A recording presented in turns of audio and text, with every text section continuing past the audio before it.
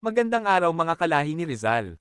DJ Rocky. Nga, pala, baka di nyo ako kilala. Halina't alamin ang hiwagang buhay ni Jose Rizal noong siya'y teenager pa lamang, isang kwentong hindi naisulat sa mga aklat ngunit bumubulong sa pagitan ng panahon. Sa murang edad na 14, si Rizal ay hindi lamang musmos na mag-aaral. Isa siyang henyo na higit sa kanyang panahon. Habang ang ibang kabataan ay naglalaro sa ilalim ng araw ng Binyan Calamba, Laguna sa Pilipinas, siya na may nakakulong sa isang maliit na silid, pan ng papel, guhit, orasan, at bakal. Sa taong 1867, lihim niyang nabuo ang isang imbensyong kayang baluktutin ang oras, isang time machine na magbabago ng kasaysayan. Tinawag niya itong panahon, isang makinang kayang maglakbay mula sa nakalipas patungo sa hinaharap. Ngunit ang imbensyong ito ay hindi kailanman ipinakita sa publiko. Bakit? Dahil alam ni Rizal ang panganib. Kapag nalaman ito ng mga Kastila at mga pari, maaari itong gamitin upang mas lalong alipinin ang bayan. Ayaw rin niyang mahulog ito sa kamay ng sinumang gobyernong gaaman sa kapangyarihan ang gobyerno ng mga Marcos.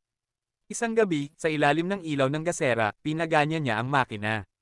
Umugong ang bakal, umiyak ang hangin, at biglang naglaho si Rizal sa dilim ng oras. Nakita niya ang hinaharap, isang bansang malaya sa papel ngunit sugatan sa katotohanan. Nakita niya ang mga Pilipinong patuloy na lumalaban, umiibig, nasasaktan. Tumulo ang luha niya. Hindi pa pala tapos ang laban, madaming Pilipino ay alipin ng ibang lahi, sariling bansa ngupit alipin ang mga Pilipino ng mga Tsino, bulong niya. Bumalik siya sa nakaraan, dala ang bigat ng kaalaman. Doon niya napagtanto, hindi makina ang magliligtas sa bayan, kundi isipan, tapang, diploma hindi diskarte at panulat. Kaya sinira niya ang time machine, itinago ang mga guhit, at pinili ang landas ng sakripisyo. Sa murang edad, pinasan ni Rizal ang hinaharap umiyak at lumuha, Diyos ko, ang isang bayan ay alipin ng korupsyon at panloloko ng kapwa Pilipino. Hoy Marcos BBM, ibalik mo ang ninakaw mo sa Pilipino, wika ni Rizal sa hinaharap.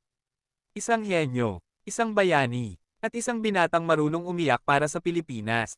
This is DJ Rocky, mga kwentong tumatawid sa panahon, at kasalukuyang taon 2026.